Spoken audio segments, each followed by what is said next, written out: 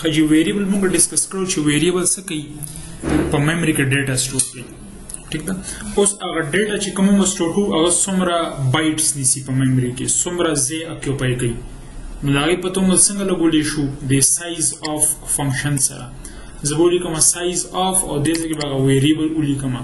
نو که دا انټ وي د دې به مختلف ټایپ وي که ډبل وي مختلف سایز به وي بایټس پیژني بایټ کمپیوټر کې چې موږ ډیټا سٹور کوو نو هغه سٹور کېږي په بټس کې بټ او په بټ کې چې دی نو 0 یا 1 وي په یو بټ کې نو کله چې څلور بټس یوځای شي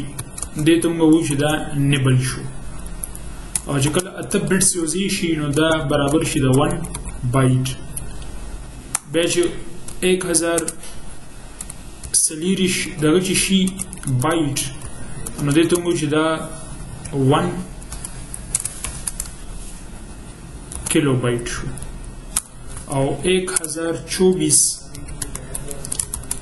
KB چې کوم دی نو دا شي 1 MB او 1024 MB چې کوم دی نو دا شي 1 GB او بیا 1024 GB چې دی نو دا شي 1 ټیرابایټ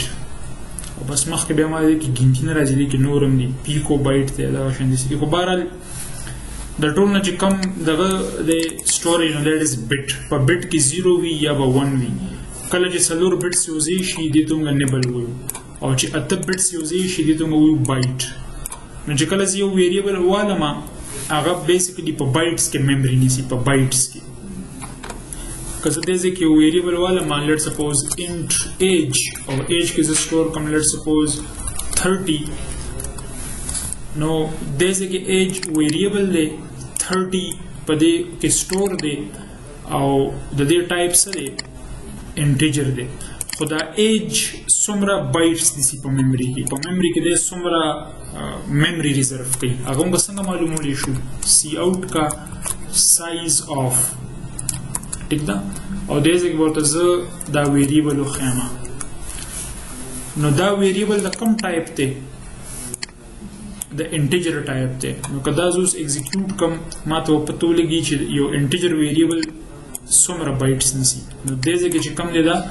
4 بایټس نیسي دا ډیپینډ کوي په اپریټنګ سیسټم باندې بعض 32 بټ اپریټنګ سیسټم وي بعض 64 بټ اپریټنګ سیسټم وي نو بعضې کې دی 2 بایټس نیسي بعضې کې 4 بایټ نیسي دا ټوټلی ډیپینډ کوي په اپریټنګ سیسټم باندې مطلب په وینډوز باندې زموږ په کیس کې که زه یو بل ویریبل والم فلوټ او دې کې زه سټور کوم لیټ سپوز GPA او دلته زه وایم چې 3.3 او زه وایم چې پرنټ کا سایز آف GPA نو اوس ګورو چې دا چې د فلوټ ټایپ کوم ویریبل دی چې دا څومره بایټس نیسي نو دا هم موږ ته 4 پرنټ کوي مطلب انټیجر ویریبل هم 4 بایټس نیسي او فلوٹ ویریبل چې دی نو دا هم 4 بایټس نیسي د 4 بایټس مطلب دا دی 4832 بټس نیسي دا شان دی که زه یو بل ویریبل والم ډبل او لیټ سپوز دی کې زه CGPA سټور کما او زه ورته وایم چې سی آوټ کا اینډ ایل سایز آف CGPA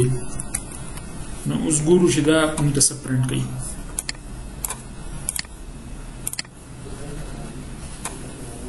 نو دا موږ ته پرنټ کوي 8 اصل کې چې کوم دا ډبل ټایپ دی نو د دې پریسیژن یا د دې چې کوم ویلیو سټور کېږي هغه زیاته وي او په فلوټ کې چې کوم ویلیو هغه کم سټور کېږي باقي دیم دا دغه سټور کوي ډیسیمل پوینټ والا نمبر او دا هم ډیسیمل پوینټ خو د دې چې کومه اکوریسي دی یا پریسیژن دی هغه زیات دی نو ځکه دا میموري هم زیاته نیسي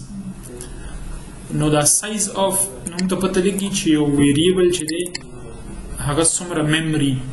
څومره ځای په ریم کې په میموري کې قابو کړی دی نو دې کې څه کنفیوژن څه مسله خو نشته